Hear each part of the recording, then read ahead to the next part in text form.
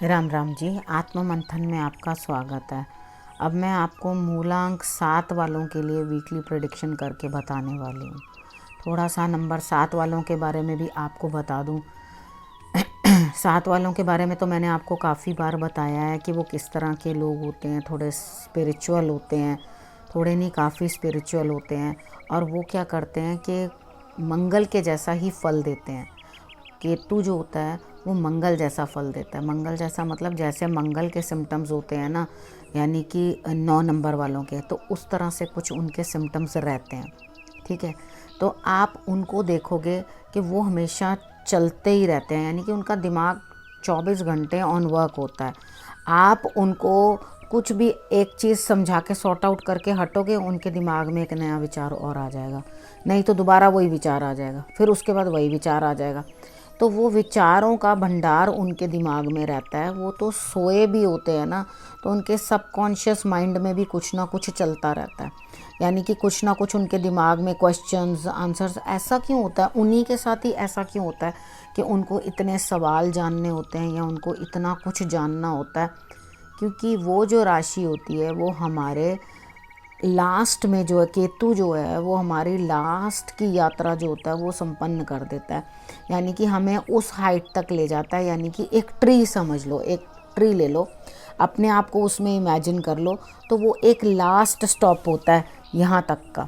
ठीक है, वो लास्ट स्टॉप होता है। वहाँ से जो होता है हमें क्या मिलता है, हमें उसके बाद ईश्वर की प्राप्ति होती है। मतलब कि हम जितने भी सारे चक्र हैं, चक्रों वाली वीडियो देख लेना, वो प्लेलिस्ट के अंदर जाके, उसके अंदर आपको समझ में आ जाएगा। जितने भी हमारे चक्र हैं वो सारे के सारे एक एक करके जो हम उसके ऊपर अपना अचीवमेंट पाते जाते हैं, आगे चलते जाते हैं उस चीज़ के लिए।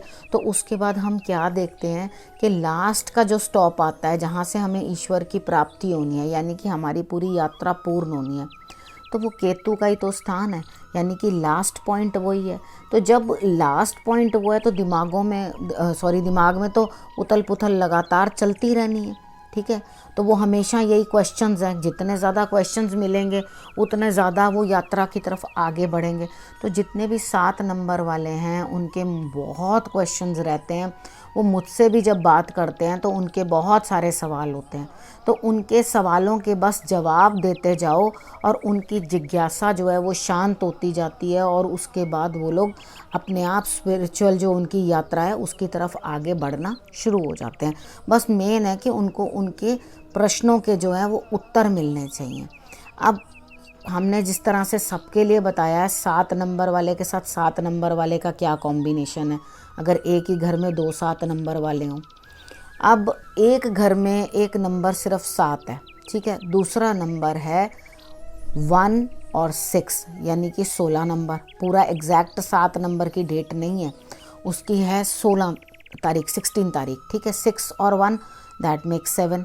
ठीक है, अब ये 7, ये इसका भी मूलांक 7 है, उसका भी मूलांक 7 है। ठीक है, क्योंकि हम उस नंबर को छोटे से छोटा कर लेते हैं। वो मैं अगर नहीं समझ में आया तो आप वीडियोस वाली में जाके, जो मूलांक की वीडियोस हैं उसमें जाकर आप प्लेलिस्ट में जाके देख सकते हैं। सबकी मूलांक की वीडियोस वहाँ पर आपको मिल जाएंगी। उसके बाद आपने करना क्या है, आपने इनको किस तरह से समझना है। अब 1 मतलब सूर्य का नंबर, ठीक है, तो 1 और 6 यानी कि सूर्य और शुक्र, इन दोनों के इनके साथ कॉम्बिनेशंस होंगे।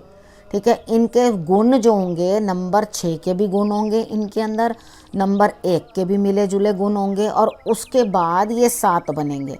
यानी कि इनको डिस्टर्बेंसेस अलग टाइप की आएंगी।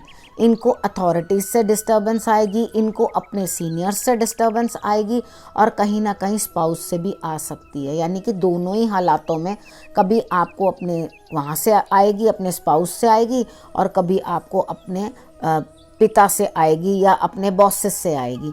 ठीक है, या जीवन साथी से या बॉसेस से, इन दोनों से आपको परेशानियाँ आती रहेंगी। तो आपने इन चीज़ों को देखना है कि जो एक्चुअल में नंबर 7 है क्या उसको भी ऐसा ही रहता है।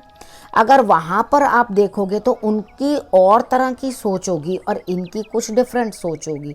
यानी कि इनको कहीं अथॉरिटीज़ से भी परेशानी आई, जिनका नंबर 16 है उनको अथॉरिटीज़ से भी परेशानी आई, और उसके बाद उनको परेशानी आई है अपने जीवन साथी से भी, यानी कि धन संबंधित भी परेशानी रही है और सम्मान संबंधित भी परेशानी रही है।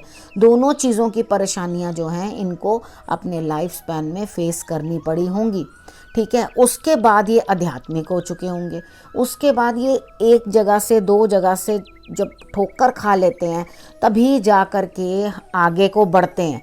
यानी कि तब आगे को बढ़ने का मतलब ये नहीं है कि वो ठोकरें खाएंगे और उसके बाद पैसे की तरफ बढ़ेंगे। मैंने पैसे की यहाँ बात ही नहीं की है ना, आप स्टेटस की बात की है। मैं यहाँ पर बात कर रही हूँ स्पिरिचुअल यात्रा। इनके लिए नंबर 7 वालों के लिए स्पिरिचुअल यात्रा होती है, वो आगे के लिए बढ़ती है क्योंकि वो ही इनकी आत्मा का भोजन है। यानी कि जब तक इनको भगवान का नाम ना मिले या इनको कुछ उस तरफ को ध्यान ना हो तो आप समझो कि वो लोग बिल्कुल भी इन चीज़ों में चल नहीं पाते। अब कुछ जो नंबर 7 वाले होते हैं उनको क्या होता है, कुछ अजीब सी चीज़ें दिखाई भी देती हैं, कुछ लोग स्मेल भी कर पाते हैं। जैसे कि स्मेल करने का मतलब है कि आप नेगेटिव हो सामने, वो लोग स्मेल कर लेंगे, उनके अंदर ये पावर होती है। स्मेल कर लेंगे मतलब वो अंडरस्टैंड कर लेते हैं कि सामने वाला जो है वो मेरे लिए पॉजिटिविटी लेकर नहीं आ रहा, वो नेगेटिविटी लेकर आ रहा है, ठीक है। चलो इस विषय में नेक्स्ट टाइम बात करेंगे, अब हमारी नहीं तो रीडिंग डिले हो जाएगी। मैं आपको हर बार कुछ ना कुछ आपके नंबर्स के बारे में बताती रहूँगी तो आप उसे भी समझना। अब हम टैरो रीडिंग के बारे में बात कर लेते हैं। टैरो रीडिंग जो आपको मैं बताती हूँ उसके अंदर जो कार्ड्स अच्छे आते हैं उनकी पावर हम और इंक्रीज़ कर देते हैं, और जो थोड़े नेगेटिव आते हैं उनके लिए मैं उपाय बता देती हूँ, बच निकलने का तरीका। और जहाँ पे आपकी मोटिवेशन देने का आपका बनता है मैं वहाँ आपको मोटिवेट भी कर देती हूँ और आपको छोटी छोटी कहानियाँ सुनाकर भी समझा देती हूँ कि किस तरह से आपने आगे बढ़ना है, ठीक है। तो अब हम संडे से स्टार्ट कर देते हैं मूलांक 7 वालों के लिए। तो यहाँ पे ऐसा लगता है कि आपको, जैसा मैंने अभी बताया कि आपको कुछ इंट्यूशंस भी होती हैं और आपको किसी तरह से ईश्वर गाइड भी करते हैं। तो संडे वाले दिन यही दिखाई दे रहा है कि आपको ईश्वर जो है किसी न किसी तरीके से गाइड कर रहे हैं, आपको कुछ साइंस दिखा रहे हैं, उसको देखो। मगर आप पता क्या करोगे, अननेसेसरली पुरानी बातों को लेकर आप कुछ गिल्ट फील करने लग जाओगे। आपने गिल्ट फील नहीं करना, आपने इस गिल्ट से बाहर निकलना। आपने करना क्या है, गणेश जी की आराधना करनी है या आप डॉग की सेवा कर देना। दोनों में से जो कार्य आप कर सको वो आप ज़रूर कर देना। उसके बाद हम बात कर लेते हैं मंडे की। मंडे वाले दिन मुझे ऐसा लगता है कि आपको कुछ ना कुछ किसी के साथ जस्टिस करने चाहिए या आपको जस्टिस चाहिए, आप उसके लिए चिल्ला रहे हैं।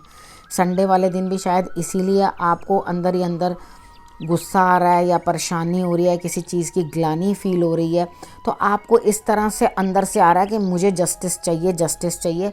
आप फिक्र ना करो क्योंकि कार्ड्स बताते हैं कि आपके लिए सोर्स ऑफ एनर्जी तैयार है, आपको गाइड कर रही है, आपको समझा रही है, आपको वो एनर्जी जो है आगे बढ़ा रही है और आपको ज़रूर जस्टिस मिलेगा। इस चीज़ की आप फिक्र ना करें, चाहे देर चाहे सवेर। उसके बाद ट्यूसडे वाले दिन आप फिर से क्या कर रहे हो, अपने लिए इमोशनली डाउन हो रहे हो। आप सोच रहे हो मैं क्या करूं, इधर हूं कि उधर हूं। आप दो चीज़ों के अंदर से समझ नहीं पा रहे कि आपको एक्चुअली क्या करना चाहिए, ठीक है। आपने करना क्या है, फिर से डॉग्स की सेवा करनी है, पानी या कुछ पीने की चीज़ का ध्यान रखना। आप कुछ गलत पानी या गंदा पानी ना पी लो या कुछ इस तरह का पी लो जो आपको सूट ना करे। कई बार होता है हम मेडिसिन ही कुछ ऐसी ले लेते हैं जो हमें सूट नहीं करती, तो आप ठीक से जो मेडिसिन जो है हल्की से हल्की लेना अगर ज़रूरत पड़े तो, लेकिन अपने माइंड को जो है आप एक संतुलन में रखना। अगर आप संतुलन में नहीं रखोगे तो आपको दिक्कत हो जाएगी। या तो अपने गुरु से बात कर लेना, नहीं तो आप अपनी माता से बात कर लेना, वो आपके लिए अच्छा रहेगा। बाकी जीवन साथी से और पार्टनर से आपको इस समय में कॉम्प्रोमाइज़ करके चलना ही बेटर दिखाई देता है, क्योंकि अगर आप कॉम्प्रोमाइज़ नहीं करोगे तो आपके लिए इमोशनल डिस्टर्बेंस तो आई हुई है, आप कुछ इस इमोशन में आके कुछ गलत सा जो है वो निर्णय ले लोगे, जबकि वो आपको नहीं करना चाहिए, ठीक है।